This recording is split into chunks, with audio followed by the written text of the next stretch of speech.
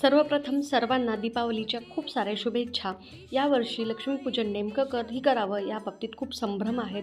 कारण 20 ऑक्टोबरला दुपारी 3:44 अमावस्या सुरू होत आहे आणि ती 21 ऑक्टोबरला 5:54 समाप्त होत आहे.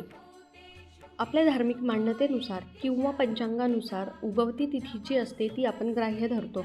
कुठलेही धार्मिक विधी त्या तिथीप्रमाणेच केले जातात. 20 ऑक्टोबरला सूर्योदयाच्या वेळी अमावस्या तिथी नसल्याकारणाने आपल्याला 21 ऑक्टोबरचीच अमावस्या ग्राह्य धरायची आहे आणि त्याच दिवशी लक्ष्मीपूजन करायचं आहे.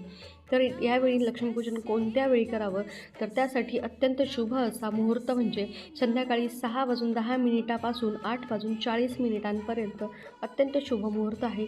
या वेळात तुम्ही मोठ्या श्रद्धेने भक्तीने लक्ष्मी मातेचे पूजन करा आणि मनात कोणतेही शंका संभ्रम आणू नका. तुम्हा सर्वांना लक्ष्मीपूजनाच्या खूप साऱ्या शुभेच्छा.